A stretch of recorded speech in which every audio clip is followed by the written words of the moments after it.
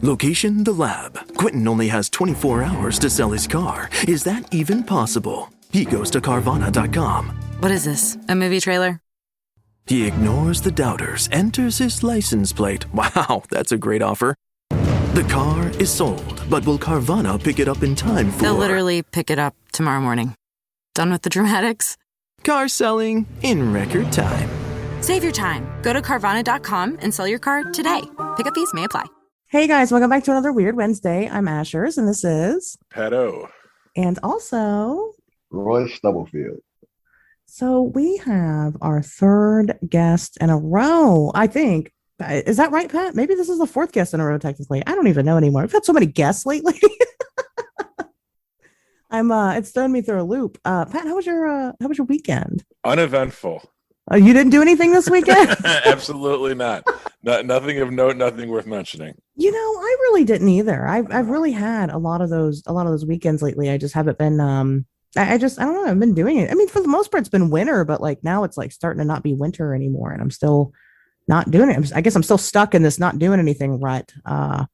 Hopefully that changes soon. Boy, how was your weekend? Oh my God. My weekend was great. I did twice as much as Pat did. Oh, did you?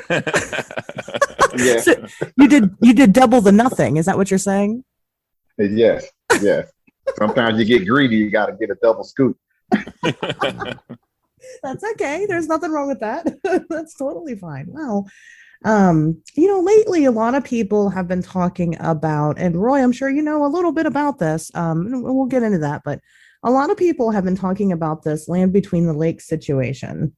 Pat, we've talked about this on the show, right? You got a decent understanding of the werewolf attack in Kentucky? Yeah, I was introduced to it last episode, and I did a little bit of research just while you two were discussing it. But yeah, that was my introduction to it. So yeah, it's just kind of been this big thing going on, especially because they've had this, like we've talked about before. We've had this eyewitness come forward claiming that he was there during the. I guess I called it a werewolf attack. It's a Dogman attack.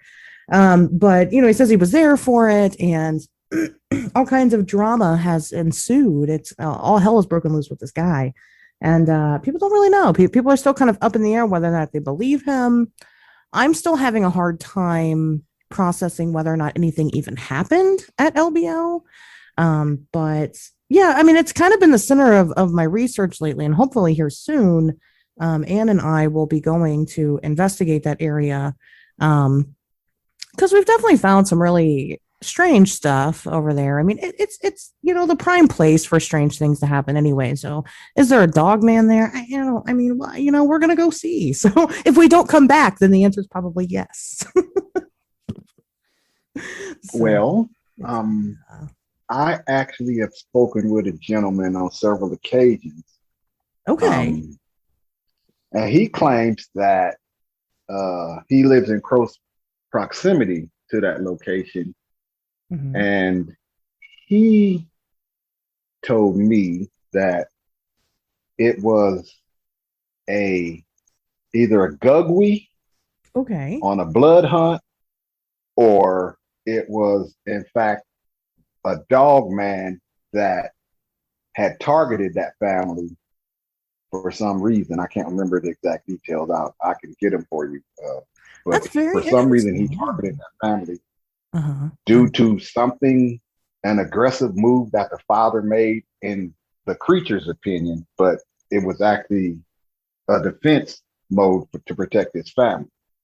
Okay, I could see it. Well, and I've also heard the theory that maybe the father that was murdered was wearing too much cologne or something like that, and that's maybe that might have set it off. I guess they dog men don't like cologne or strong scents, I would assume.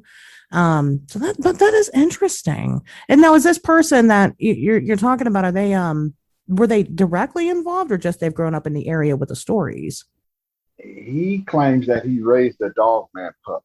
Oh, I know exactly. To adulthood. I know who you're talking about.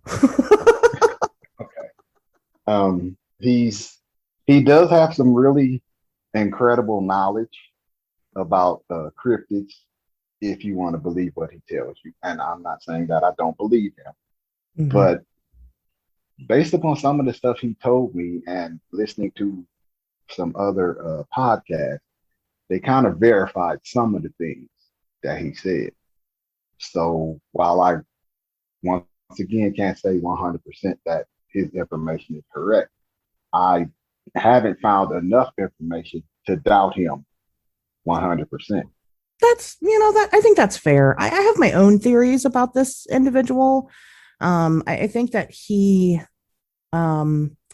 I think that most of his accounts and the things that he described, I think he actually experienced an extreme trauma. And I think that instead of accepting the reality of what may have happened, he's kind of turned it into this fantastical story, and it's his way of kind of grieving and being able to talk about said trauma. Now, whether or not he's like seen something or had experiences with cryptids in the past, I mean, I think that's up for debate. Obviously, he knows about them. I've seen him talk about things, and he does seem to know some things. But I don't think he actually raised the Dogman. But that's just me. We all have our opinions. Well, he invited me down.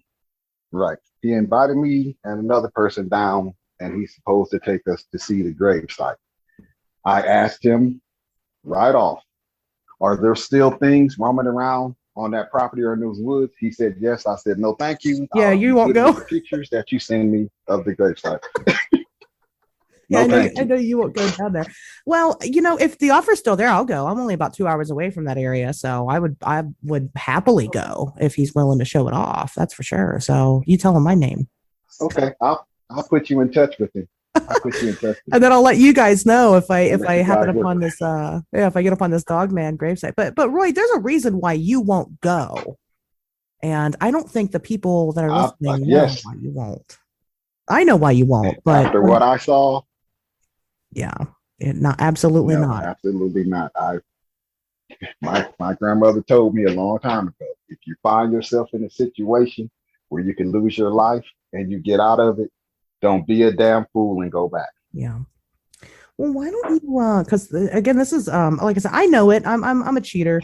I know the story, but Pat doesn't know it. So how exciting! And I don't know all the details. I wanted to leave some things out. So, why don't you go ahead and tell us, Roy, explain kind of who you are and how this all started for you. Well, I just turned 57 last month. Thank God.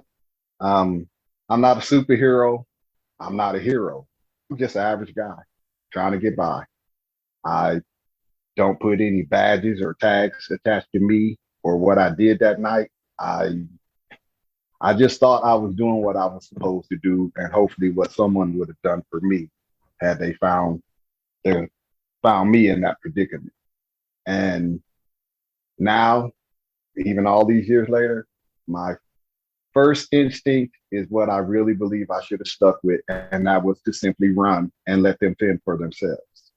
But my father, being the great man that I always thought he was, taught me better than that and told me, if you can help somebody, help them. Don't expect to get any reward for that in the long term or the short term. Just walk away from it knowing that you help somebody in need that day and let that be your reward. Mm-hmm. Okay, Dad, thank you for the advice. I'll follow it. If I can help you, I'll help you. If I can't, maybe I can help you get some help. But I thought that it was a dog. A big breed of dog, but just a dog that was here at a mall somebody. And based upon what I had been told, that's what my reaction was. Boy, was I wrong. Okay. Well, take us back there, Roy. What happened? Okay. I got to go back a little bit before the incident itself, just to kind of fill you in the lead up to what brought me to that incident or encounter, if you will. I had been living with my cousin and his mother and another cousin, being 16, and I wasn't say I was hard-headed or unruly, but when you're a teenager, you get to a point in your life where you don't feel like you should have to listen to an adult because you know everything. Of course, that wasn't the case, but as a teenager at that time, that's what I thought. So I ended up living with my cousin and his mother. Now, let me stop right there and say this. The reason I say his mother is because at her age at the time, she refused to respond to you when you called her aunt. She said it made her feel old. So I called her by her first name, as she told me. No problems happened after that. But when I turned 18, graduated from high school, she came home from work one day and said, we need to have a family meeting. First thing I'm thinking is, who didn't do their chores? Mm-hmm. Well, wow, who's the reason we're going to get yelled at? But that wasn't the case. She actually was informing us that she was about to move to New Orleans the following month and that she was going to leave us the house. Every teenager's dream. You got a house, no adults. That's a dream. Sure. The only thing she told us to do was not destroy. She told us to not destroy the house and make sure we took care of the utility bill. Mm-hmm. I had a part-time job at the time. My cousin had one, and my other cousin, well, he got his money however he could. But we had the conversation. Of course, we were sitting looking like this is a joke, but it wasn't. She was telling us the truth. Well, shortly after we got done having this conversation, she went in the kitchen and she called me in the kitchen. And I went in there. I'm like, okay, let me see what's going on now. She said, well, can you help me drive down to New Orleans? And the following Friday, I'll put you on a Greyhound bus to send you back to Nebraska. Okay, fine. Now, also at this time, I was going through a breakup of my first serious relationship. Mm-hmm. It kind of bothered me, but I was more resilient when it comes to stuff like that. So I figured the change of scenery would do me good. Let me get away and go somewhere I've never been before, see some new sights and sounds, and just try to put her out of my mind, or at least in the back of my mind for a while. So I told her, sure, I'll do it. So that Saturday, following month, on a Saturday, we loaded up the U-Haul. We headed to New Orleans. Took us a couple of days to get there, I believe. And we got there, tired of the long drive. We left everything in the U-Haul, but took the beds up and the sofa, laid down to go to sleep, and unloaded the U-Haul the following day. I asked her, what made you want to come down here to Louisiana? Small talk like that. And of course, she had a job waiting on her and stuff. And she's like, well, I'm going to give you a tour of the city just so you'll be able to get the experience of being in Louisiana. I'm like, okay, I appreciate it. She took me to a couple of nice restaurants. The food there is great. I mean, great.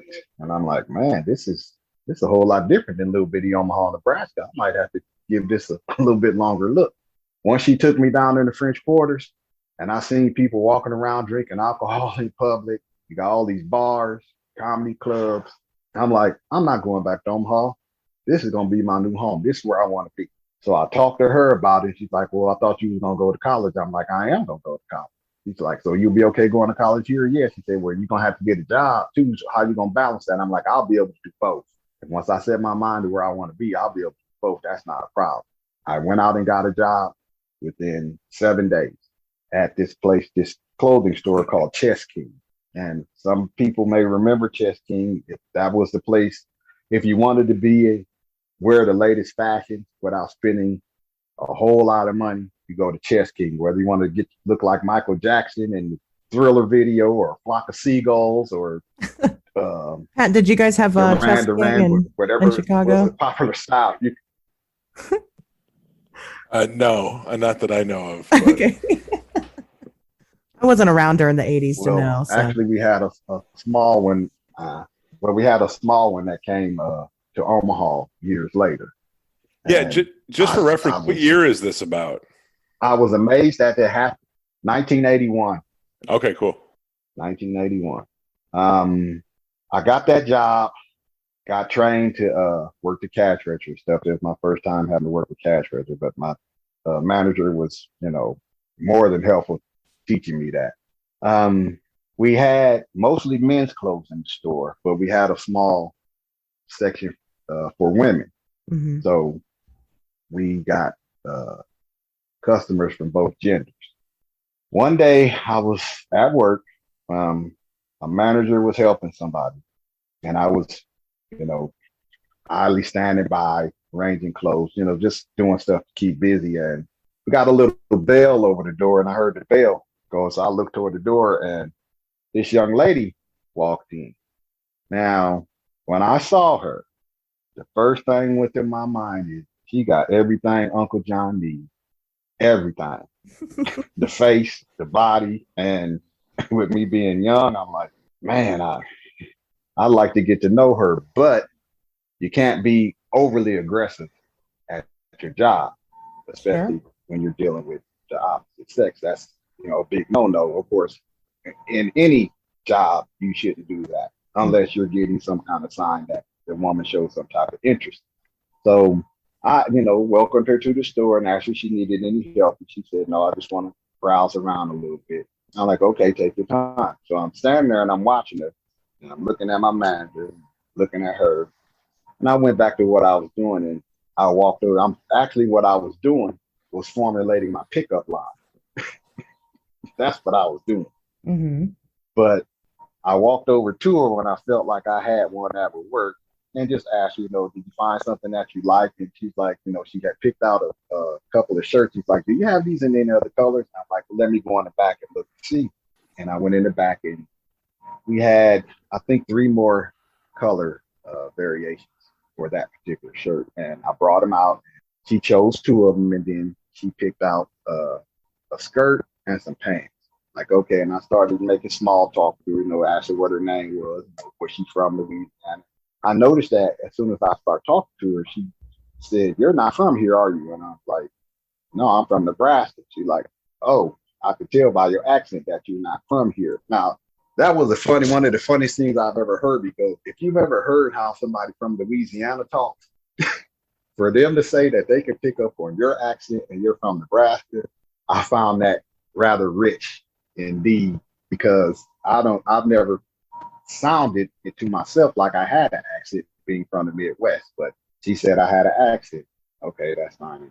So we chatted a little bit and I got a little bit braver in my flirting. And I finally asked her when she came up to the register, if I could take her out for a date, dinner and a movie, movies, walk in the park, anything. And she agreed. I'm like, okay. So I grabbed my little receipt booklet and I'm like, okay, let me get your telephone number. She said, I can't give you my telephone number. Now I had looked at her hands to find out, to make sure she didn't have a wedding ring. And I'm like, okay, well, it's not in the realm possibility that maybe she didn't have a home phone at that time. So I said, well, what's your address? She said, I can't give you my address. See, I kind of gave her that look like, okay, okay, you just said you go out on a date with me, but you're not giving me a way to contact you, or I can come pick you up. I had also purchased a car. Well, I hadn't bought it, but I had put money down. I had a 78 Monte Carlo. And it was the color of a brand new copper penny with a white top.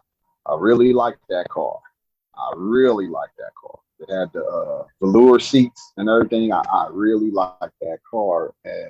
But that'll come into play later on. But I'm looking at her and she's like, well, I don't have a boyfriend and I'm not married. I'm like, yeah, my mother won't allow men or boys to come by the house to see me or to call the house. Okay. Now, I found that rather odd, but when you think about in the 80s, you did have what we consider strict parents. Mm-hmm. That's not going to allow anything like that to happen. Mm-hmm. And she never made any mention of her father, just her mother. I said, okay, well, how are we going to make this happen? She said, well, there's a park a couple of blocks from my house. Just meet me there Friday at 7:00. Okay. She gave me the name of the park, wrote it down. We exchanged a little more small talk. I walked her to the door. And when I opened the door for her to go out, she turned and looked at me. And from the angle of the sun, the way it hit her eyes, she had those kind of eyes that are like hazel green. Okay. And when the sun hit her eyes, I could actually see gold flecks in her eyes, but it almost looked like there was a gold circle around her pupil. Okay. Almost. Now, it could have been the reflection of the light, but I've never seen eyes like that before in my life. Never. And the first thing that went through my mind was, man, she got some beautiful eyes. What's going on here? But also, okay, you're about to take her out on a date, so if you play your cards right, maybe you'll be able to find out. Mm-hmm. Told her I would meet her Friday. If anything happened, you can reach me here at the store, or you can call me on my phone. Mm-hmm. I gave her a card from the store, and I had my number on the backup, and she left. Now, while I'm talking to her, my manager has finished with the customer she's working with, and she's standing on the side of the room, but she's looking at me, and she just kind of got this little grin on her face, like, like, go get him, Tiger, that kind of look on her face. Okay, so as soon as she left, I went over to my manager. I'm like, can you tell me where this park is at? And she looked at the name of it. She's like, yeah, I know where that is. I'm like, well, where is it? She's like, oh, you got to go up in the Metairie to get here. And I'm like, where's Metairie at? So she went behind the counter and got some paper out, and she drew me a map on how to get there. Mm-hmm. I'm like, okay, I really appreciate that. She's like, you just let me know how things go when you come back to work. I'm like, I most certainly will. This was on a Wednesday when I met her. Fast forward to Friday, I got off work at 6 o'clock. And since I work at a clothing store, I just purchased me an outfit to wear on my date from the store. Got dressed in the storeroom and left from the store to go straight to the park. It's approximately, I'm going to say between 18, 22 miles away, straight down Airline Highway. And I left and went to the park. I got there about 6:55, maybe 6:58. As soon as I walked in the park, I seen there was a basketball game in progress, and there were some guys sitting on the bleachers where there were, quite a few people in the park, maybe 30 people at this time. But this park could only hold at max capacity, I say 100 people, to where you could move around comfortably. But it was probably about 30 people in the park. I sat down, checked my watch, and like, okay, I'm here. And I'm looking around, I'm like, okay, she's not here. This guy walks up to me and said, hey man, we got next. You want back then the slang term was, you want to run with us, you want to play basketball the next game. Mm-hmm. Like, no, I'm not here to play basketball, man. I'm here to meet somebody. He's like, oh yeah, who is that? Now, first of all, you just walked up out of the blue and started talking to me. And I told you, I'm not here to play basketball. I'm here to meet somebody. I don't know this guy from App.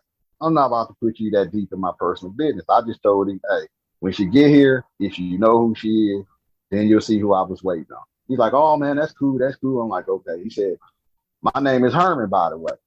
I said, my name is Stubb. That's my nickname. So talking to him, he's like, where are you from, man? You don't sound like you're from Louisiana. And I'm like, again with this, you don't sound like you're from Louisiana. But I got used to it real quick. So while I'm talking with him, these 5 other guys walk over. Hey man, what's going on? You want to play basketball with us? And I'm like, and I kind of look down, like I got on a button-up shirt, short sleeve, some dress slacks, and some sandals. I'm not even dressed to play basketball, but I guess people play basketball in those type of clothes down there. I don't know, but I'm like, no, I'm not here to play basketball. I told them the same thing I told her. I'm here to meet somebody. Of course, they all, well, who you supposed to be meeting, man? I'm like, when she get here, you see her, you'll know who I'm going to meet. I don't know any of you guys. So we chit-chatted for a while. I spoke mostly with Herman. He was asking me about Nebraska and, where I was from. At this time, I am 5'10", 10 and a half. I weigh 225 pounds. I can squat 500 pounds, and my bench press was 300 pounds. And I could run the 40-yard dash in 4.3 seconds. So I could pick them up and put them down and get out of town real quick. Mm-hmm.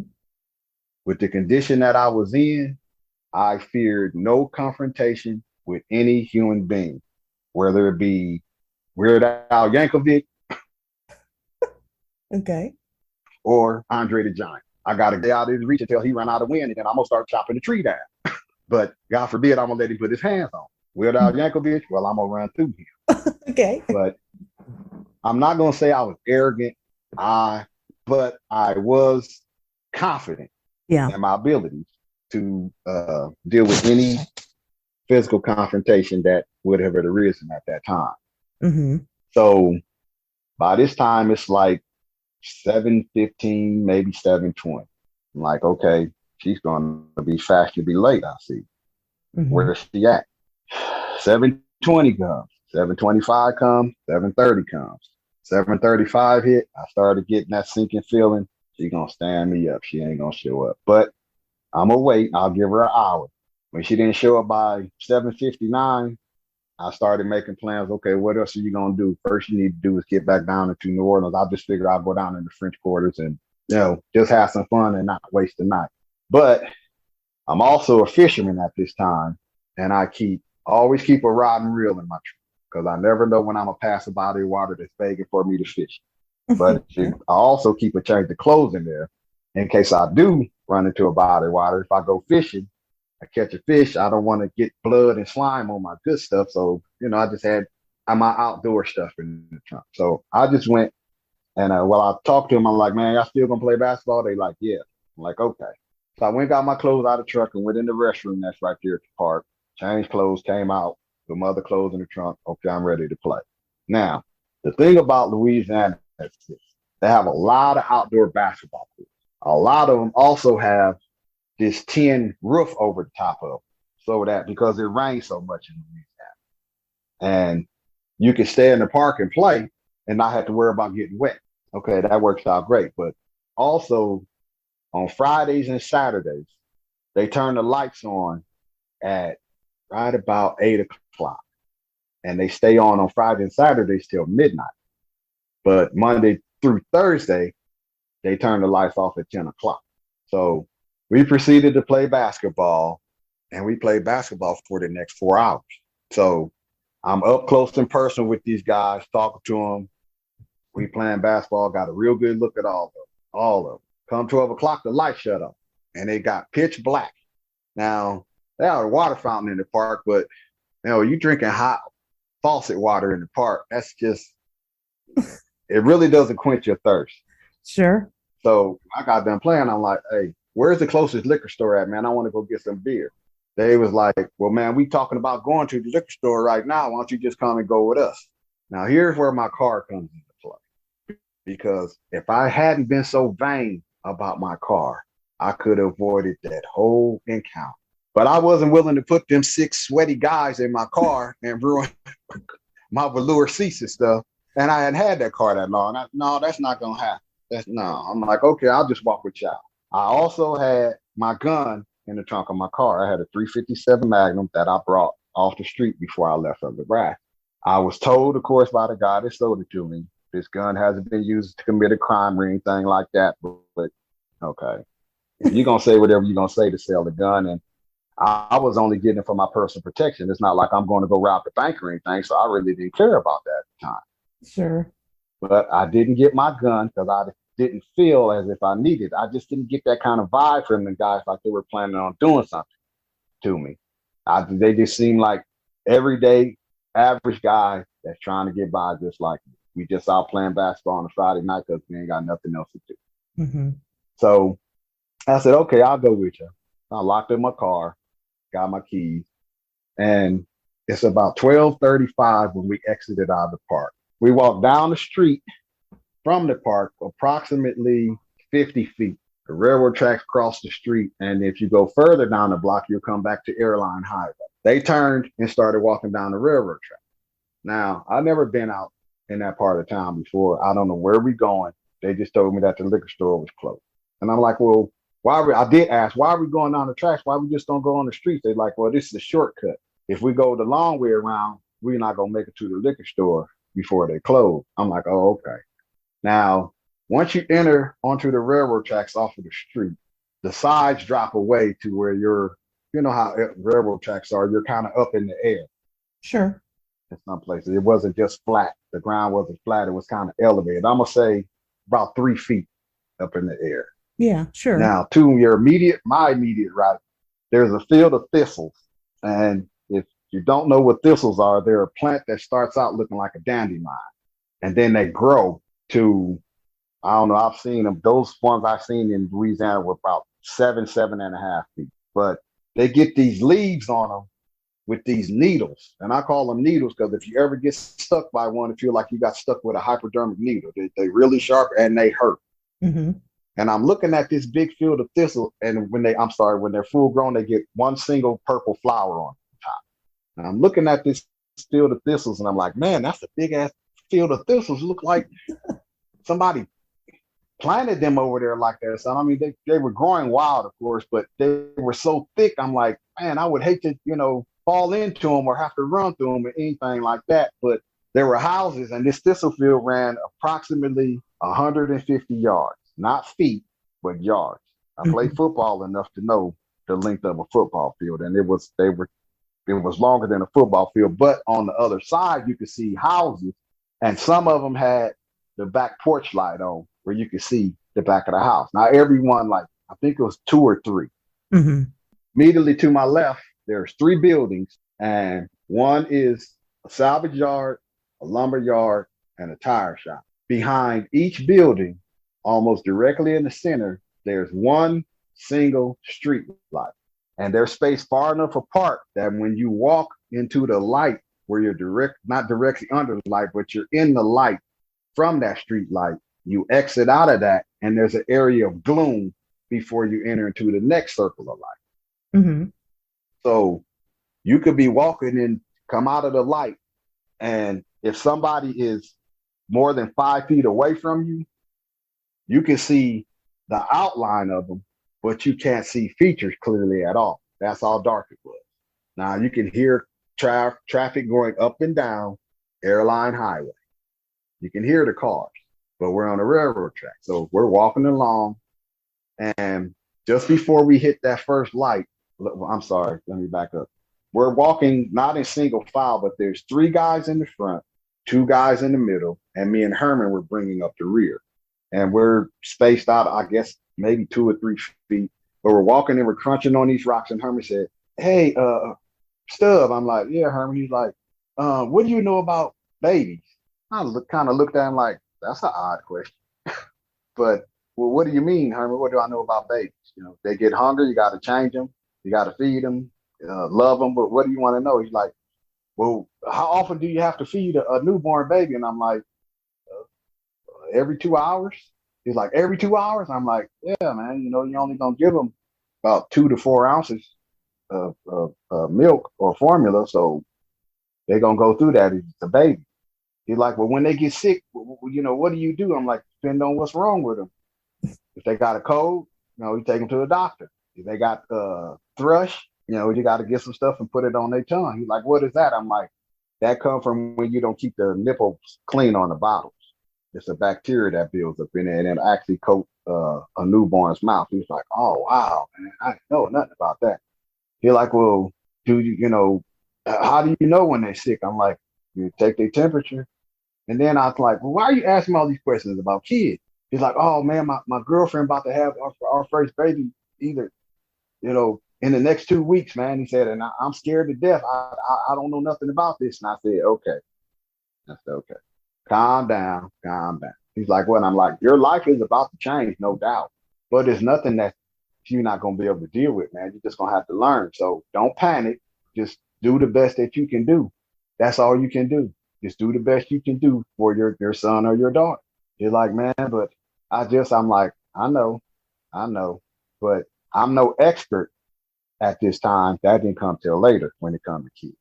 But I did the best I could to kind of tell him or teach him in that short amount of time the most important things that he has to do to be a good father, in my opinion.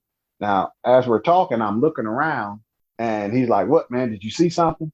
I'm like, "No, I'm just looking around." He's like, "Oh, well, there's a big black dog that lives in the junkyard, and every now and again he get out. But if he do, he gonna run at you, but just pick up some rocks, and throw them at him and start hollering, and he gonna keep barking at you, but usually he'll run, back in the junkyard, or he'll run away." I'm like, "Oh, okay. So I'm not trying to get bit by no dog." Right. Yeah. So we exited out of the first street light. We're in the area of gloom, and I was turning my head to the right to look again, and I was swinging it back to the left, and I seen something out of my peripheral come out of them thistles. I didn't get a good look because I didn't turn my head to look, but my first instinct was to run. And that's what I proceeded to do. Now, the other guys must have heard me running because they didn't even look back. They just started running. I guess it's kind of that funny commercial where you be running and everybody else start running, and after you get about 20 or 30 yards down the road, they be like, what you running from? That's when they worry about what you running from. But I didn't get that far. I may have taken 10 steps, and Herman let out this.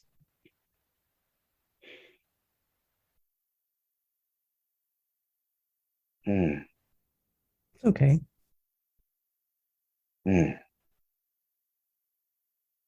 I'm sorry. I can hear that. I can hear him in my head. And take your time. He said, don't leave me. But it was so much more than that in his voice. I heard terror. There's no other way to describe it. It was just terror. And depending on your mental makeup, some people will stop to see what's going on. To others, it just gives you more wings on your feet. But I stopped. And I turned around, I looked, and he's laying on his back, but he's propped up on his elbows, and he's got his head like he's looking up at the sky, but he's not looking at the sky. The first thing I thought when I seen this, because they're in the silhouette, just outside of that second light. I mean, just far enough where you can't see clearly what it is, but you can see a clear silhouette. And I'm like, it's that damn dog. So I bent down and I picked up 2 handfuls of rocks, and I ran back 5, 6 steps, and I got my arm cocked to throw, and I got my mouth open to holler, get out of here. I don't want him to get mauled by a dog. That's all it was. I just didn't want him to get mauled by a dog. When I took those 5 or 6 steps, this thing looked up at me, and I seen pointed ears and just the outline of the head. And I stopped, and I'm looking, and I'm like, if that's a dog, that is a world record. That's a world record. And as I'm standing there looking, and the thing looked at me for maybe 2 seconds and went right back to looking at Herman. But she had her face 6 to 8 inches away from his. Wasn't trying to bite him, wasn't growling, wasn't doing anything, just looking him dead in his eyes. And I'm like, what is that? What colorful expression. What the blank is that? What the blank is that? Now, the other guys done stopped running by now, but I guess they're about 20, 25 feet behind me. They stopped. They coming back. It's that dog. It's that dog. And then I'm hearing one guy say, what is that? Then I start hearing all of them saying, what is that? Okay, I'm not going to turn around and look at them because I'm trying to figure out what the hell I'm seeing in front of me. And I'm looking, and I'm, because of the lighting, once again, all I know, it was big. Mm-hmm. But when I really started looking at it, I seen shoulders. That's when I'm like, wait, that's not a dog. That's not a dog. That's not a dog. Mm-hmm. What the blank is that?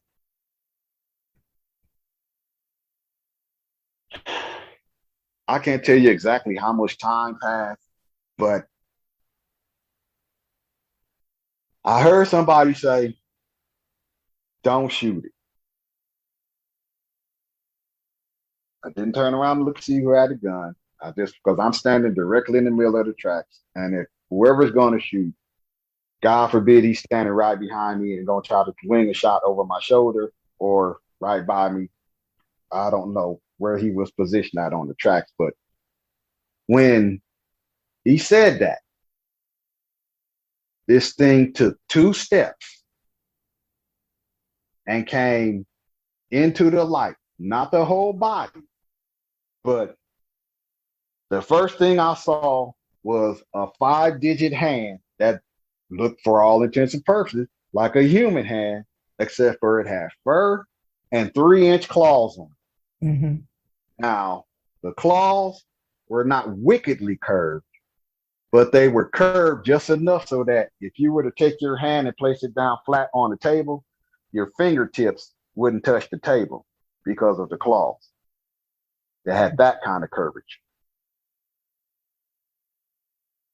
Then I'm looking, and as it's coming forward, the eyes actually started to pick up the light and reflect the light. And the colors I seen were when you take a white full moon and that orange full moon, and you combine those colors perfectly to get that mix. I call it a dead yellow. Okay. It wasn't amber and it wasn't white, but I call it dead yellow. That's the best description I can give you. I can see the pupils and everything. The eyes were approximately the size of golf balls. But I know the distance between them, it's not a dog. So when I seen that and she came forward into the light, I'm like, that's a werewolf. Now I know what I'm looking at. I'm looking at a werewolf. And I'm getting ready to die. At that time, I urinated all over myself. Yeah, I'm sure. I'm sure you did. I couldn't move.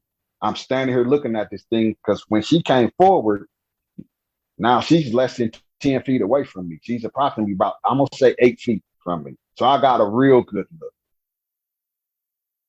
Jet black, head approximately 24, 28 inches. She did have a snout, but it wasn't extremely long. I guess the description of her would be bulky, but not overly bulky, because if I was compare what I saw to a known breed of dog, Alaskan Malamute would come to mind. Okay. I'm looking at this thing, and now she's got her hindquarters directly over Herman's face. So if he was able, he would have been able to inform everybody what the genitalia looked like. That's where she was positioned over him. And he's not moving. He's not scrambling, trying to get away. He's not yelling and screaming. He's not doing anything. He just landed in the same position he had been. When she came into the light, the first thing she did was her head moved in one single motion, but the speed that she did it, she surveyed all of us with just a slight hiccup in her movement where she stopped at everybody and looked at her. And then she was looking back at me. I let the rocks that I had in my hand fall out of my hands, and I'm standing here like I said, I'm thinking I'm going to die. I mean, just the shoulders and her arms had to be 5 feet. But I noticed that from the elbow to the wrist was longer than from the elbow to the shoulder. Okay. I could see the bands of muscles in her forearm and her bicep. And I'm like, I'm dead. I'm dead. And it's not going to be a painless death. I'm going to feel every bite, shred, I'm going to feel everything. I don't recall my life flashing before me or anything like that. I had come to grips that I'm going to die. There's no way out of this situation. I got a werewolf less than 10 feet from me. This thing is monstrous. I mean, I got a 55-gallon fish tank. It's 48 inches. Her chest is about that wide, probably a little bit wider. Wow. Now, she's down on all fours. But when this thing looked at me, it was more than an animal looking at me. There was some intelligence there. That I know for sure. I raised pit bulls and had various different breeds of dogs. And my dogs, they just can't have that kind of look. Mm-hmm. There was something more than animal looking at me, and I'm just like, oh my God. All these things run through your head at bullet train speed. What are you going to do? You're going to die. What are you going to do? You're going to die. I'm trying to figure out a way out of this. And as fast as they come, I'm discarding them because my perfect plan never came to me on how I'm going to get out of this situation. But I thought about it as fast as I humanly could, probably a little bit faster, but there's no way I'm going to get out of this. When she looked at the guy that had the pistol,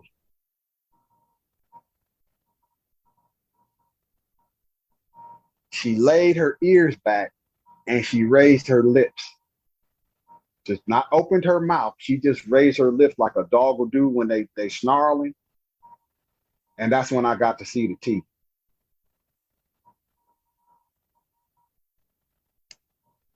We're talking about 3-inch canines. The closest description I could give you would be African lion in size. But every other tooth that she had that I saw was not like the teeth that are in a dog's mouth. They were cutting teeth. Imagine a bear trap and the way the teeth on a bear trap interlock when it's closed. That's how her teeth fit in, but they were all cutting teeth. And I'm like, oh my God, a monster. This is a monster. It's a monster. I've always been told monsters don't exist except for in books or movies in Hollywood. You don't have any physical or mental comparison you can make to what you're seeing at this time because your database doesn't have anything pre-programmed into it so that you can identify or match it up with other than a werewolf. So while she looked away from me, I had this idea. Now, the 3 buildings that I described earlier also had that tall chain link fence with the 3 strands of barbed wire across the top. Yeah. But the middle building, I noticed that if I could scale that fence and get to the top, I'm gonna get chewed up on that barbed wire. Okay, I'll deal with that. But I can actually access the rear of that building and run to the front of it and drop down and be right next to Airline Highway where hopefully I can flag down some help. I moved my feet. I must have shuffled them a little bit, but we got these rocks on the railroad track, so whenever you move your feet, you're gonna get that little crunching noise. As soon as I did that, she immediately stopped looking at the dude and she looked right at me. And I stopped because I didn't hear a voice in my head and she didn't speak it, but I felt that the look that she gave me, she was letting me know, go ahead, run, try it. See how far you get. Go ahead and run. So instead of running, I urinated on myself again. And my whole body just locked up because she growled. But it wasn't really loud. It wasn't like, the real loud growl. It was a low growl, but I felt it. I can't tell you if I felt it from my feet up to my head or from my head down to my feet, but I felt it in my chest. But I haven't heard another sound like that before in my life. Since I've tried, haven't been able to duplicate that or find anything where I could say, that's exactly what I heard. Yeah. And I'm looking at her and she's looking at me, and the way that it would just look at you and totally discount the other people. I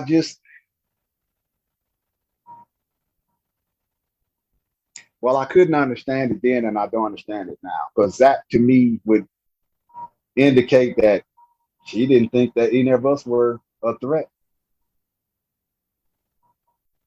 I guess she focused on me so much because I was the closest one to her. But I never made a move to get on that fence at all. Now, I'm going to give you a little bit more of a description. Okay.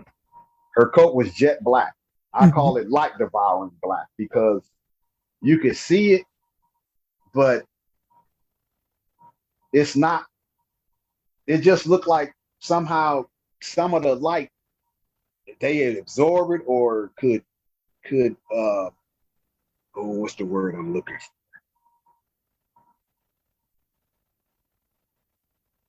I'll just stick with the light devouring black. That, but I mean, for her to be in those thistles, where was the leaf debris? Where was the grass? Where was the broken thistle leaves? Nothing. That none of that was on her. It actually, she looked like she had just came from the groomers and had got freshly brushed.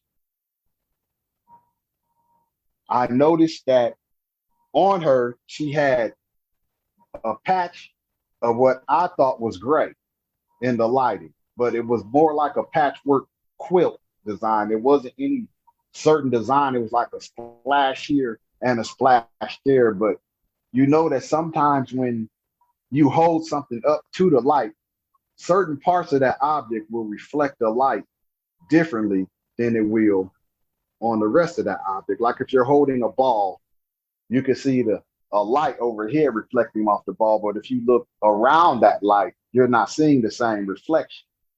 Okay. If you know what I mean. Okay. It's like just I was able to pick out that she had these little splashes of gray on her. So I heard her breathing. I smelled her breath. And to me, her breath smelled like she had ate something and never brushed her teeth. Ever. Sure. It wasn't a rancid, rotten meat smell. It just smelled like a dog that never got his teeth brushed before or had a mint treat or anything. Now, her teeth were pearly white. I didn't see any yellow or black or anything like that. But,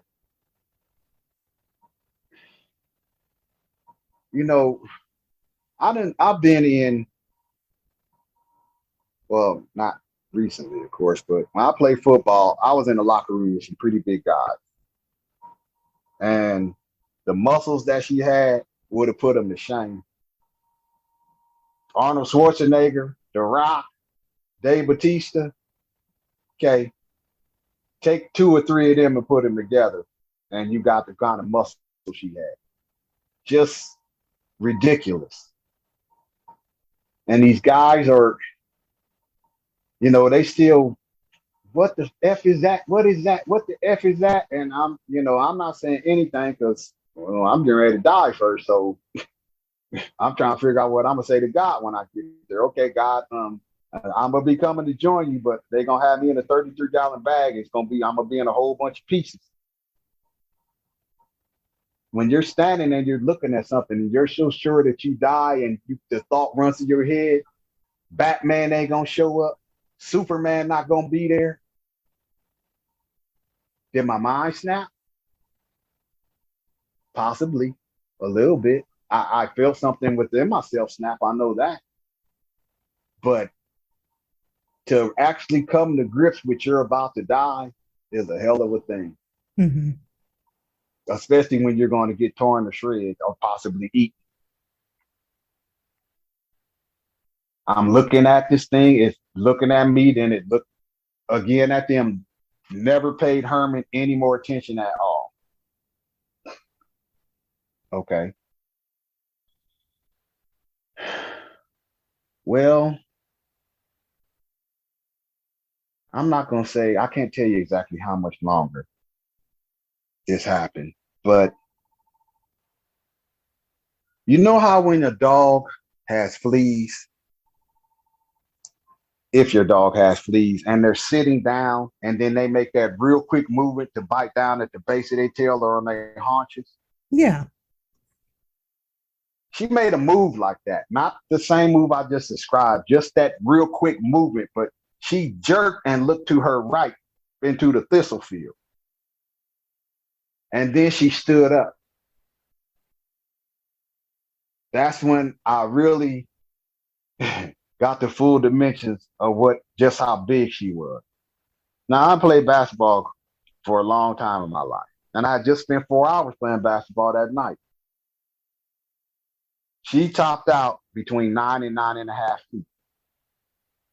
She could have dunked the basketball standing flat-footed with no effort at all, and might have had some room to spare with them long-ass arms. So I know for a fact she was at least 9 feet tall. I'm going to put her weight between 400 and 500 pounds. She had I saw 4 breasts. I didn't look any lower to see if she had any more. And they weren't the type of breasts that a nursing female canine would have. The type of breast I saw would be the kind of breast a woman that goes to the gym 3-4 days a week, but she's not working out to get buff. She's working out to be fit. Okay. She wants to be fit and trim. Mm-hmm. Her fur would be 2 inches long. So I could see the 6-pack, how the wings on her side bowed out. I mean, in any other situation and from a great distance, I would have said that was a beautiful creature, what I was looking at. Sure. At that time, I'm looking at a very, very, very well-fit monster. Yeah. That's about to kill me. When she stood up, she looked immediately to her right.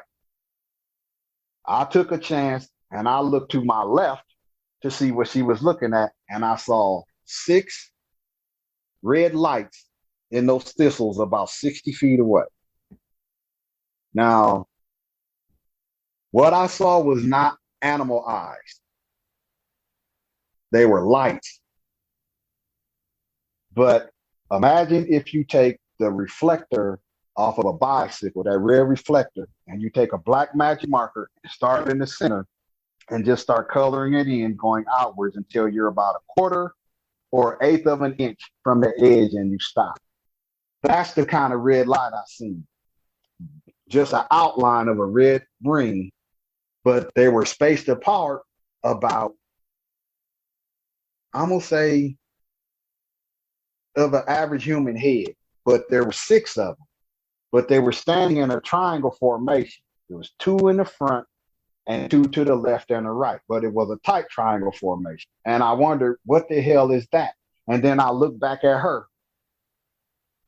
She slightly flexed her hind legs, and she jumped back into those thistles and came down 18 to 20 feet in them. And when she hit the ground running straight toward those lights.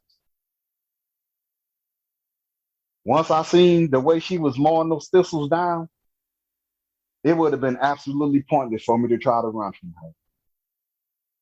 She was going so fast, she laid them down and they popped back up without any damage that I could see in the lighting condition. Now, it was black over there, but you could still see them thistles coming back up. I can't tell you how far into the thistle she ran. I just followed her until the thistles stopped coming up, and then I immediately ran to Herman. And the other guys came running up too. I'm like, Herman, are you all right, man? Are you all right? Herman, are you all right? He's not responding. He's got this blank expression on his face. His mouth is open, and he's got a little drool coming out of the corner of his mouth. Oh, I bet. We got him up on his feet, and that's when we discovered he had evacuated both of his bowels. I'm like, oh my God. I'm like, dude, what the hell? What's going on? And I'm like, man, come on, we got to get out of here. So I'm proceeding to walk back the way we came. And they like, no, let's go down here. We got to go to the liquor store, man. We get down here and somebody calls the police. I'm like, but that thing. Okay, my herd mentality kicked in. I'm not willing to go anywhere by myself right now. So I stayed with them. We had to go further down the tracks, exit past that third light, to now we're in darkness, And then there's a shortcut that they've been taking, I guess, for years, everybody in the neighborhood, where they've actually wore the ground down to dirt, going through those thistles. But it's going at an angle, but you can see the lights on the back of the liquor store. So we walking through here, and I'm like, this just doesn't seem like a very good idea. Why the hell did y'all, this is what I'm saying to myself. I'm still scared shitless. Well, Excuse yeah. my French. I literally am. But I'm not willing to venture off by myself at all. Even in the condition I was in. No, absolutely not. So we come out of the thistles, make it to the back of the liquor store, go around to the front. I propped Herman up on this little ledge that's right outside the big pane window, glass window right there. And I got my hand in his chest, and I'm listening to the other guys that went inside. It was Diamond, a little bit, and Shorty Mac went inside. And they get in there and they're like, oh my God, the clerk is standing there, he's looking, and everybody's talking at once. Man, can you call the police? Can you call somebody? We just seen the monster. We just seen the monster. And he's standing there looking at each one of them like, of course, what the hell is going on here? What's wrong with you, dude? Everybody else is outside. So I took my hand off of Herman's chest because I had to hold him up against, he's still not responding. We had to basically drag him down the railroad tracks through the deals. Every now and again, he would put a foot down to kind of help him. For the most part, we kind of dragging him. Mm-hmm. I mean, a guy his arm around my shoulder and another guy's on the other side. And the clerk is looking at him like, okay, y'all playing some kind of game. This is a joke. I don't know if y'all gonna rob me or whatever, but basically I heard him clearly say, make your purchases, come up here so I can ring you up so I can go. Now, I didn't realize it's like 12:53 by the time we got to the liquor store, and they closed at 1 o'clock. So they're like, no, man, please, can you call the police? Can you call the police? Finally, he got fed up and he started in a real messed up way. Either buy something or get out, basically. So I was going to try to go into the store and reason with him. Be like, look, dude, if you don't believe me, I done peed on myself. Right. If you don't believe what they saying, I done peed on myself. My shoes is wet. But when I got ready to open the door and go inside, Diamond said, what the hell is this white stuff in your hair, Herman? I can't get this stuff out of your hair. Now, the rocks we were walking on at the time were white, and they would give that white chalky dust. I really didn't pay any attention to that because I'm figuring, let me go in here and get this dude to call the police, or hell, just let me use the phone and I'll call him myself. Right. He told him, okay, I'm not going to buy nothing. Go ahead and go because I'm about to lock up. Shorty Mac was the last one to come out the store, and he stood in the door and he said to the man, is that your car parked in the back of the building? The dude said, yeah. And he's like, can you at least move your car up here in the front of the building before you leave, man? Because there's a monster out there in them damn thistles, dude. And we ain't trying to, I don't want you to got. And the man said, yeah, right, whatever. Bye. And he walked over to the door and closed it and locked it. And I'm standing here on the other side door looking at him like, can I use the phone? He didn't respond. He just turned and walked, back around the counter. And I guess he was going to cash out or, finish up for the night. Mm-hmm. So I walk over to Herman and I'm looking to see, I'm like, Diamond, what are you talking about this white stuff in his head? He said, man, look at this white stuff right here. I can't get it out. So I brushed at his head and stuff like, man, this is just some of that stuff off the railroad track. That's what I'm thinking. But I even took my finger and licked it and wiped it off. None of it came out. So I kind of tilted his head down a little bit. He's got a white patch in his head that I know for a fact wasn't there 4.5 hours ago, almost 5 hours now. I know that for a fact. I done sat next to this dude, played basketball with him. His head was completely black.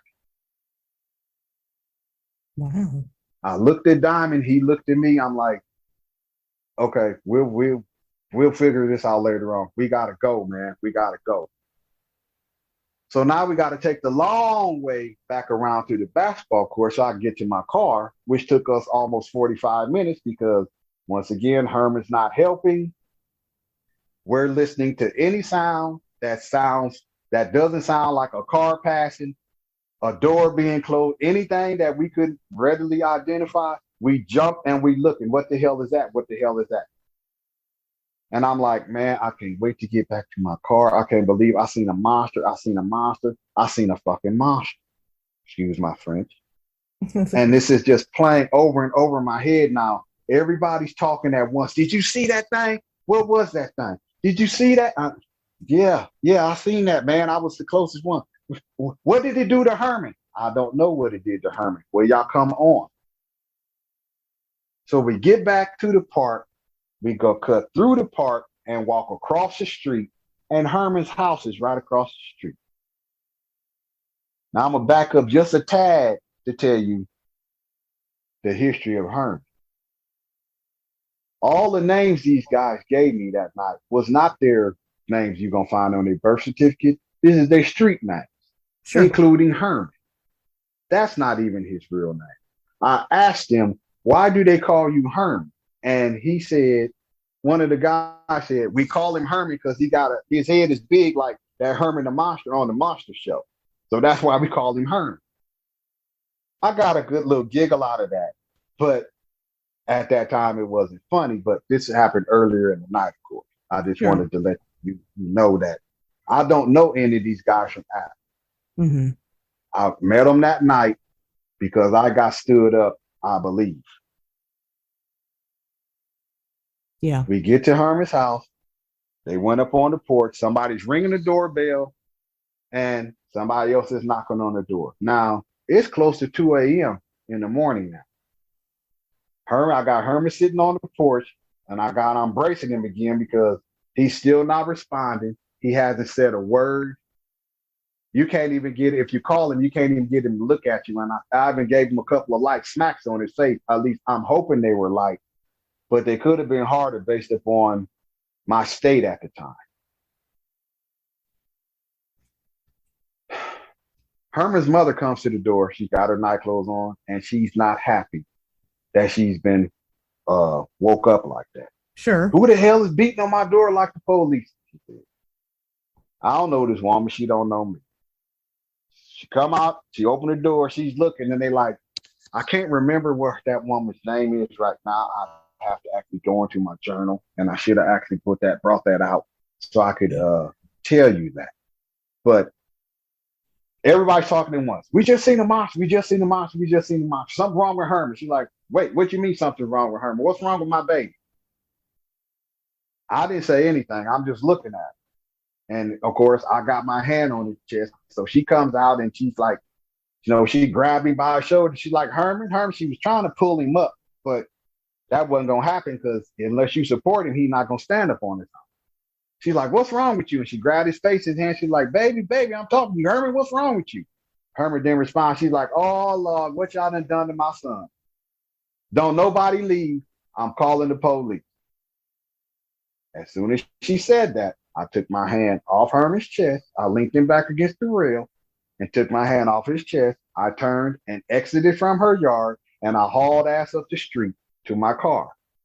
There were some people sitting on the porch a couple of houses up from her, and I heard a lady say, I wonder what the hell he's running from. Because I was getting it.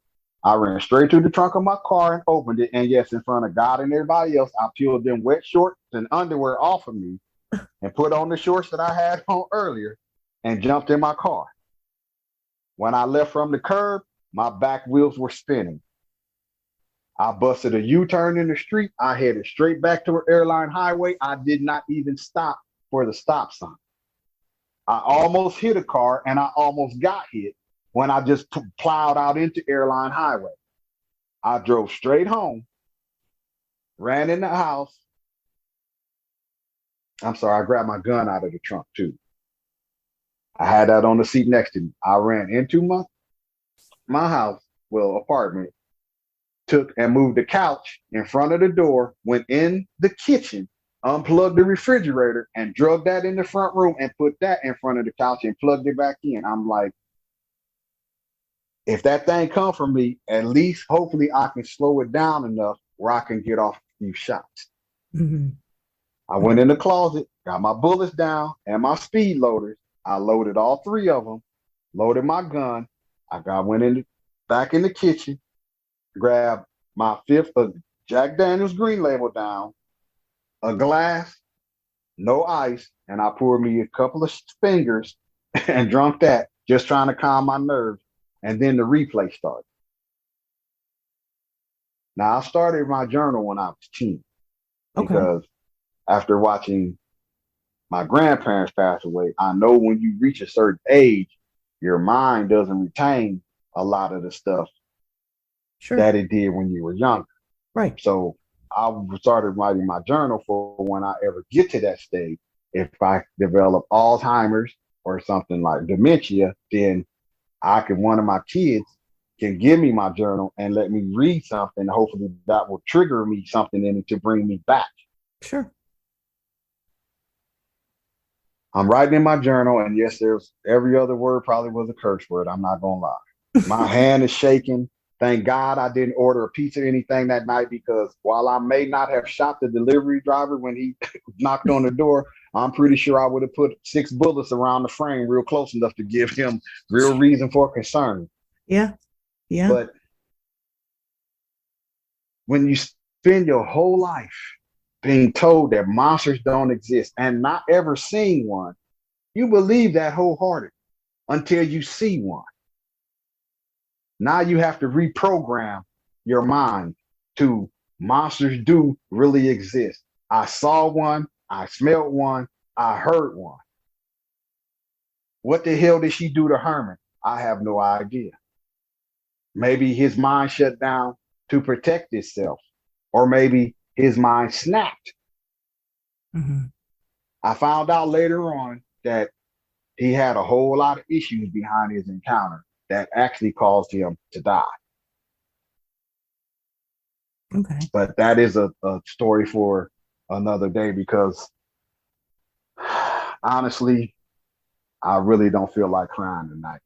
Sure. And whenever I talk about that before the night is over, yes, it brings me to tears, because nobody should have to live their life like that, or the rest of their life like that.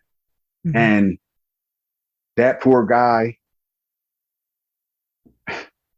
I can only imagine the rest of his life for those next 7.5 years. I can only imagine that. And I would wish that upon no one.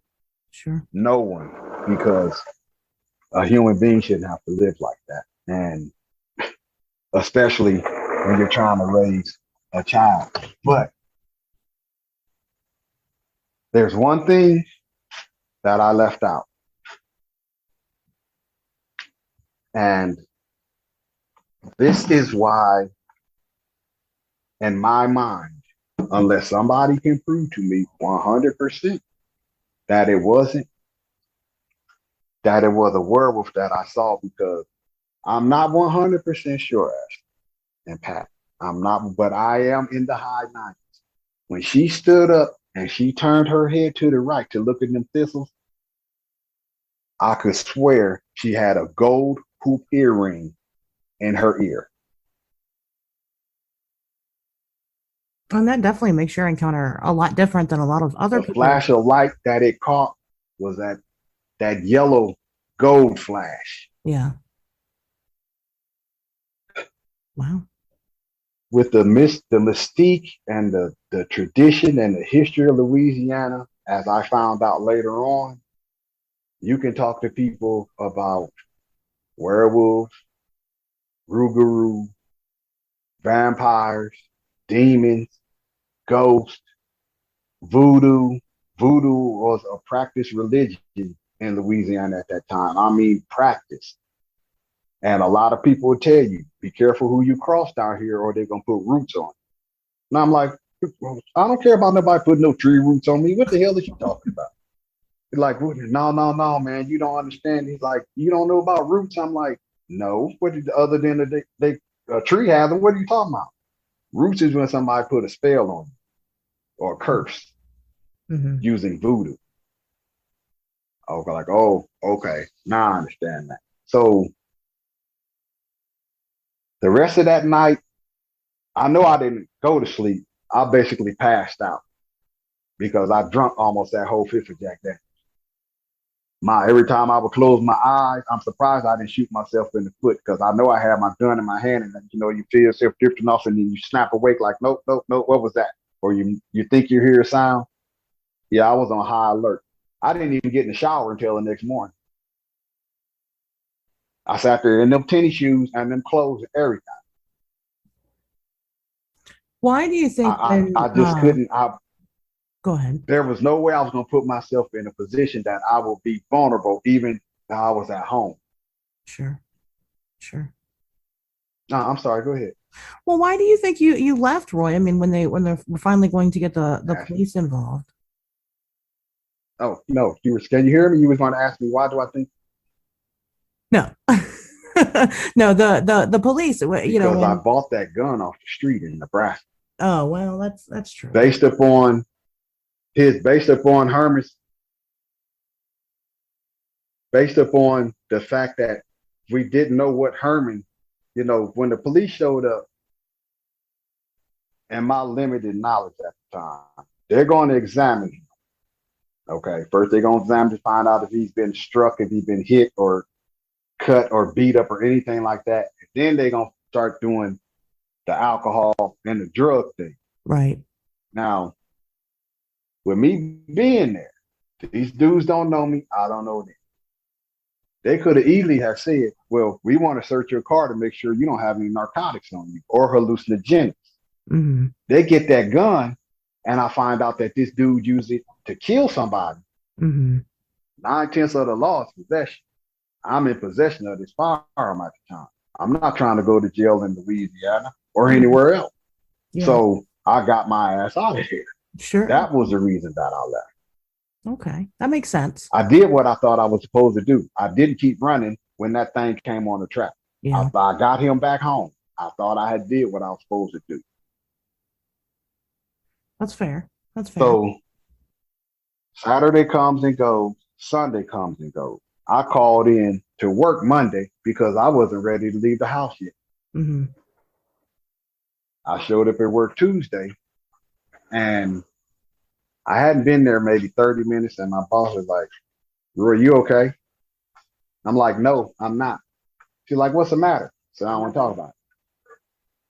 But she's paying attention to me. Every time that bell would ding, I'm looking, I jump, and I look at the door to see who's coming in.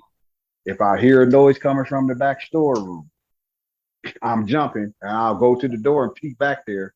So after about 2 hours, she was like, "Roy, are you all right?" And I told her once again, "No, I'm not." She's like, "Well, you can talk to me. I know you don't have any family now, but you can talk to me." She said, "What happened? Did the day go bad or something?" I'm like, "What no damn day?" She's like, "What do you mean?" I'm like, "Well, there was no day." She's like, "She stood you up." I'm like, I'm not sure. Now, at this time, to the best of my knowledge, the only other person that knows that I'm going to be at that park at that time is the girl that I asked out on the date. Mm-hmm. Other than my supervisor. Mm-hmm. Excuse me. Now, she kept at me and she kept at me. Not like she was like harassing me or anything like that, but she was like, I can tell something's wrong, Roy. You can talk to me. And I'm like, nah, because I'm not like, I came in here Friday as this normal, regular guy, just an employee. And yet now this psychopath done showed up Tuesday, and I'm not about to open my mouth and confirm that by telling you what happened to me because I don't know you. Yeah. But she kept at me and kept at me. Finally, I'm like, okay, you want to know what happened?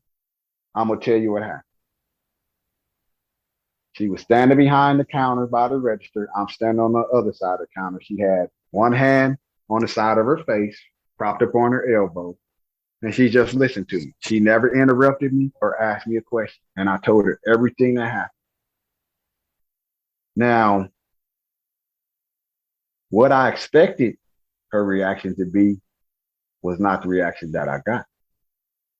She looked at me and said, "Oh, you seen a Rougarou," like just some matter of fact stuff. Yeah. Mm-hmm. And I'm looking at her like, No, she said Lugaru. That's what she said. And I'm like, did you not hear what I just said? She's like, yeah. I said, I'm not talking about no dude named Lou. I'm talking about a monster. She said, no, Lugaru is what they call werewolves here in Louisiana. Yeah. I'm like, well, how do you kill them? She said, well, you have to get some oil, some rock salt, and some fire. And I'm like, and do what with it? She said, well, you take the rock salt and you throw it on them, and they're supposed to be highly allergic to rock salt. Then you throw the oil on them, and then you got to light them on fire. And I'm like, oh, hell no, that's not going to work for me. And she said, why? I'm like, with my luck, once I get the rock salt on the thing and it's irritated about that and get the oil on it, when I light the match to go and set her on fire, the wind going to blow the damn match out. And I'm really going to be screwed. So that's not going to work for me at all. She said, well, that's what my Grand Mirror told me. I'm like, is there any other way? She's like, you can try shooting him, I guess, but you got silver bullets. I'm like, no. You're like, But actually, she never sounded surprised. Yeah. She didn't act surprised. She didn't act like she was trying to make fun of me, and she didn't act like she didn't not believe me. Mm-hmm. And I'm just like, is this commonplace in Louisiana that people see these things? I mean, I'm thinking this to myself.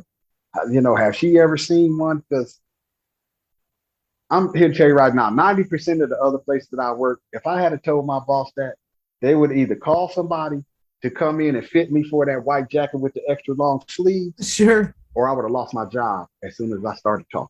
Sure. She didn't fire me. She just told me, it's going to be okay. It's going to be okay. And I'm like, how is it going to be okay? I don't know if this thing going to come looking for me. It got my scent, but I'm starting to put the pieces together. And I'm like, it had to be that chick. Mm-hmm. It had to be her. Nobody else knew I was going to be there. Mm-hmm. And why did it look at me? And I know I'm looking at more than an animal. Mm-hmm. Yeah. Will I ever get these answers now? No. Well, I mean, unless somebody is going to miraculously show up after all these years and be like, Roy, I got the answers to them questions that you had. Sure. I won't even ask them how they got it. I'll just give me my answers and I'm good.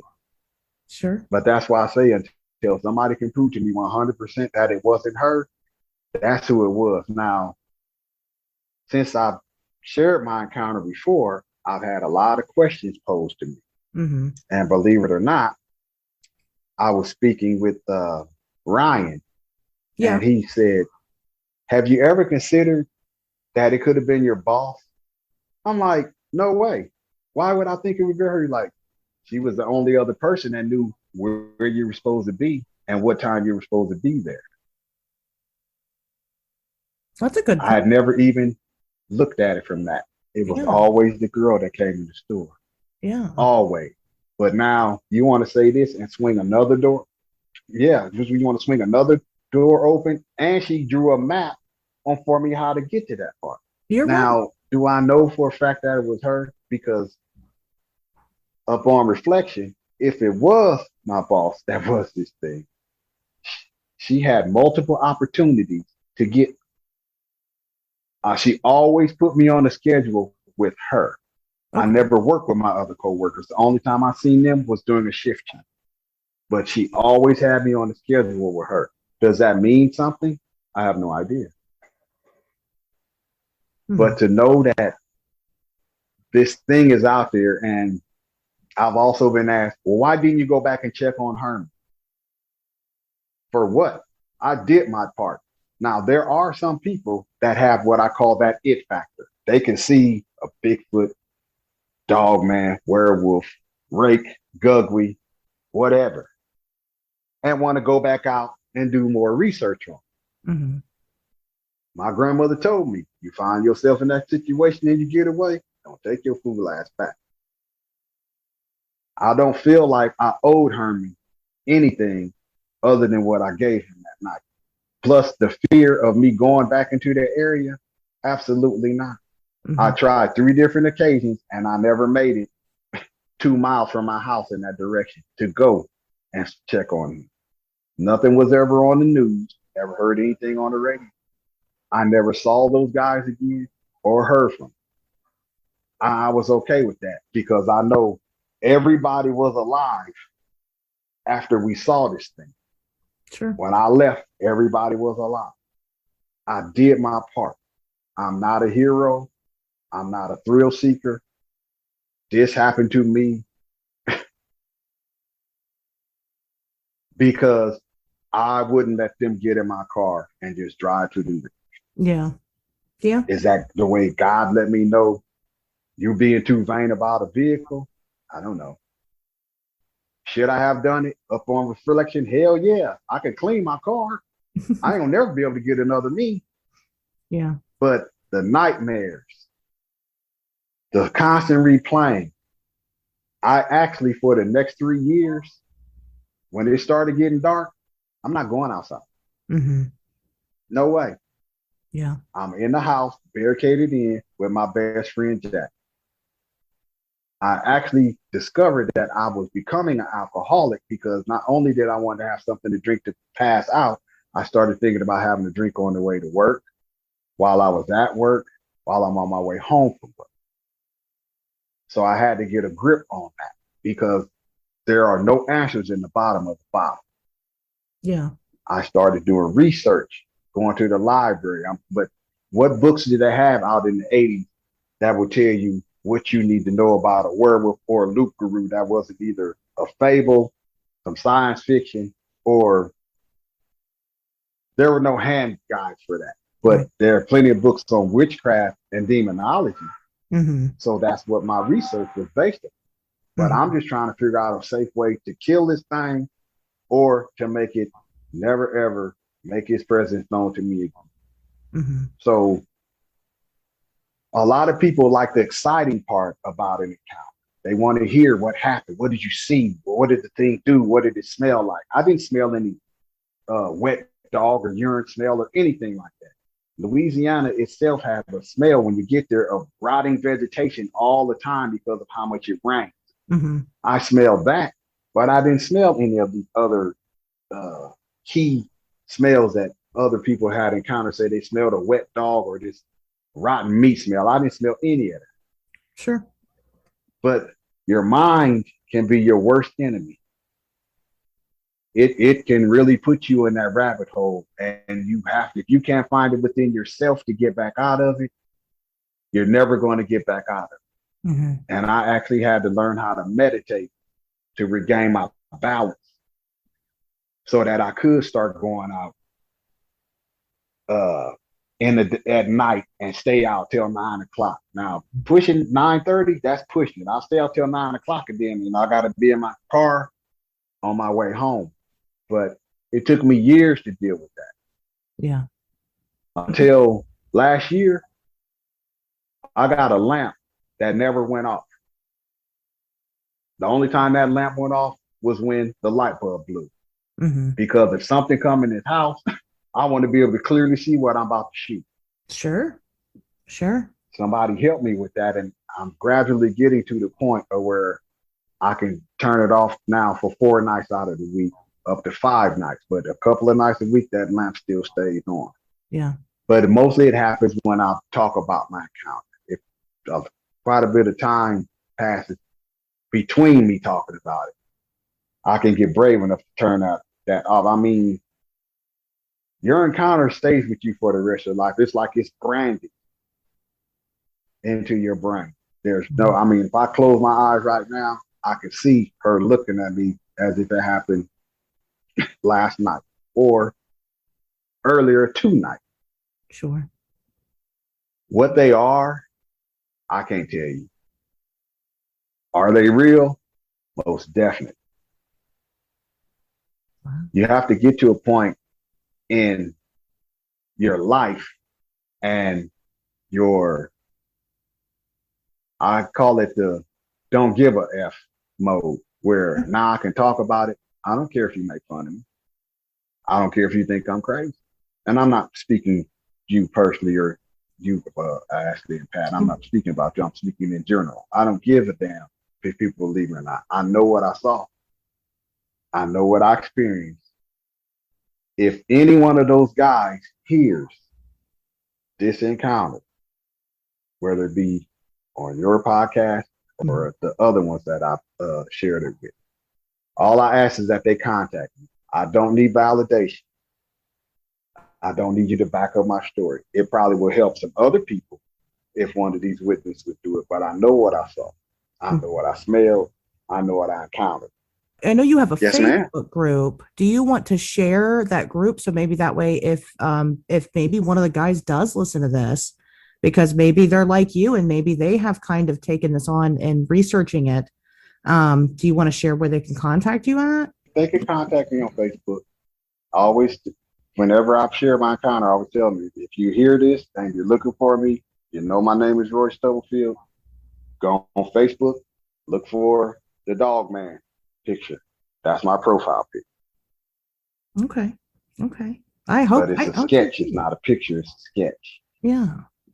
Now that isn't what I seen.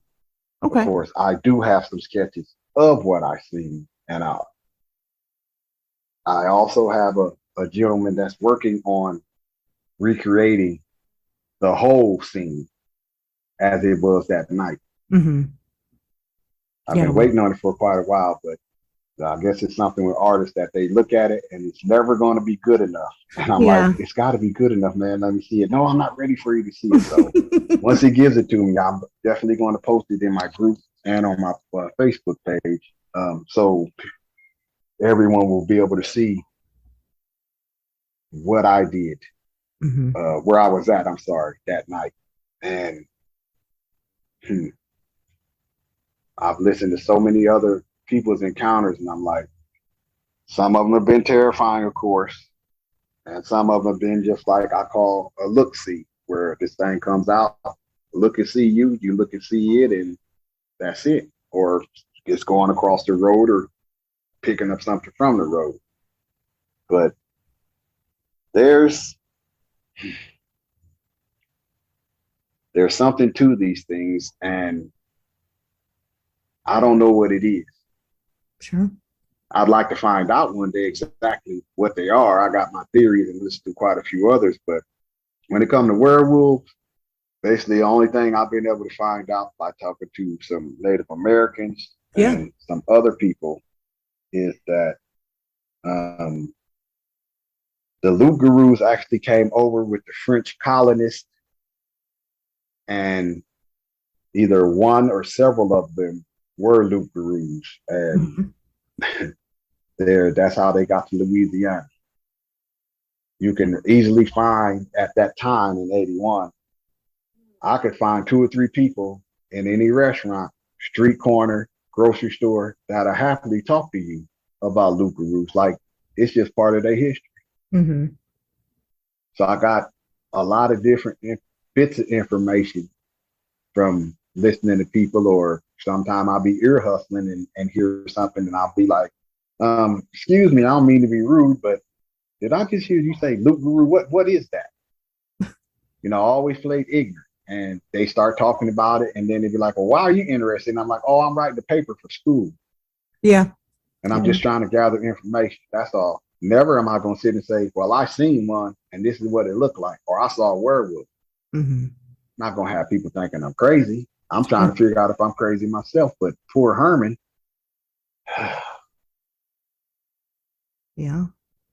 This world is not as big as everybody thinks it is.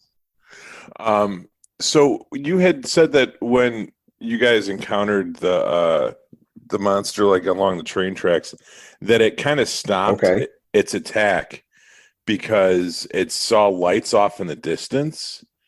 What do you think those lights were? Well, for a long time, I pondered.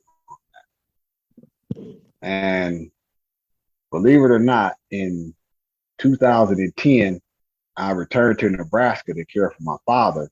He was dying. I told him about my encounter. I've never told my mother and only one of my other siblings about what happened to me. And my father told me, those sound like night vision goggles that the military used to wear. Huh.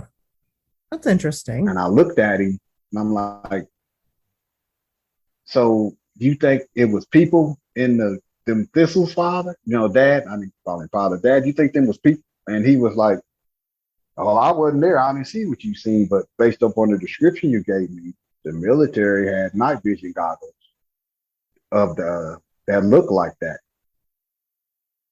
Now, do I know that to be a fact, Pat? No, I don't. But when you're grasping at straws, sometimes you latch on to one because that makes the most sense. Now, a lot of people have said that she had babies in the thistles and that she was protecting them. Okay, if in fact that was the case, all she had to do was sit pat for 2 minutes and let us walk by. All she had to do was stay where she was at and let us walk by. We would have never known she was there, and her babies would have been fine. We weren't out hunting werewolves or dogmen. We going to go get some cold Miller Lite. I'm sorry, not Miller Lite, but Miller Genuine Draft. That's what we going to the liquor store to get. We're not worried about no monsters being on the railroad track. And upon seeing her, our first thing we was going to do was run. So if she had just stood up and exposed herself, that would have gave us all we needed to get the hell out of town real fast. But for her to actually jump on those tracks, I don't know if Herman tripped or if she tripped him. It happened so fast. And then he yelled out, and yet when I turned around and looked, I think if her intent had to be to kill him, he would have been dead. She could have easily have ran all of us down and killed us one at a time, and there wouldn't have been anything would have been able to do about it. Right. Which that's why when I think about everything that happened, it leads me back to that woman that came into the store. Somebody actually said to me, maybe she wasn't planning on killing you. Maybe she was planning on changing you and making you part of the pack. I'm like, why? He said, think about it, Roy. You're in prime physical condition. You weren't smoking cigarettes. You weren't using drugs. You had a drink every now and again, but you in peak physical condition at your age. You would have been an asset to the pack because once you change, all of your natural attributes are going to be enhanced. That's interesting. Okay. Don't bite me and change me against my will. Give me a choice. Well, give me a choice. Yeah. I mean, yeah. But it's just so many conversations I've had behind the scenes where people have been asking me stuff or pointing out different things. Why he chose to say that, I have no idea. It's a good question. Wow. I want to say mystery, but yet it's not a mystery because I know what happened. I have out of a 500-piece puzzle, I got 497 pieces. Mm-hmm. I just need them last 3 to complete the puzzle. For my own edification, that's all I need is them last 3 pieces and my puzzle will be complete. Sure. But until somebody can tell me that wasn't her and give me hard evidence to show me, because also the moon was not full that night. That was not a night of a full moon. So after I heard an encounter on Vic Cundiff's show about this guy's uncles actually used to hunt these things that were causing trouble on people's property, and the boy asked his uncle, how do you know they're around? And he said to walk the property and look for different kind of signs. He said, but if you find a pile of clothes in the woods that's folded up, laid across a rock or a branch, not no brand new clothes, the kind of stuff you get from the Goodwill, running pants or a t-shirt or something like that. He said, then you know you got to deal with a werewolf. And they actually loaded their shotgun shells with dimes along with powder and pellets. throughout history, silver has supposed to have been the bane of werewolves. And you loading dimes in shotgun shells. So I don't know if that will be what you need to kill one, but I know fire is supposed to work. So sure, I prepare myself with a bucket of gas, some rock salt, and a flare gun. You come in this apartment, I'm pouring that gas on the floor. As soon as you step in it, I'm setting it on fire. And I'm going to throw that rock salt on you. Yeah. Your mind, like I said, could be your worst enemy. But when you're living in daily terror, on high alert all the time, you have to find a way to pull yourself up out of that, because if you don't, you will go crazy. You will. And how do you help somebody that's seen what I've seen? How do you help bring them back? Is it through hypnosis? Is it through medication? What's going to bring you back? Yeah. I don't know. I don't want to go there. I just am glad that my mind held firm for the most part through all of these years. And I know I'm not crazy. Yeah. Yeah. But that's my encounter. It's just sad that a lot of people don't really care to hear about what the person goes through after they have that encounter. Yeah. Yeah. Well, I definitely want to appreciate you coming on and sharing it. I know that, people, I think that people don't really understand the scope until, they hear it straight from, you can read about it in a book. You can read about it, on someone's, blog post somewhere. I think that people hearing these things coming from real, ordinary, everyday people is very important, and opening up the eyes of other people who haven't, have been lucky enough to not have these encounters. So, we definitely appreciate having you. I don't think I have any questions. We've talked quite a bit about it. Pat, do you have anything you want to add before we? No, thanks for coming on. This was awesome. I, for the record, 100% believe you. Just because of your reaction to it, I guess. That's what kind of sells me, is that you respond. Not that you came on here to get our verification or something, but sure. Just kind of, I guess, speaking more to the audience than Roy. But I think that this is what it sounds like if you actually come face to face with this shit. And this is something that we've talked about on the show before, but it is kind of traumatic, and it does in fact leave you afraid of the dark, which is that's fucking math, dude.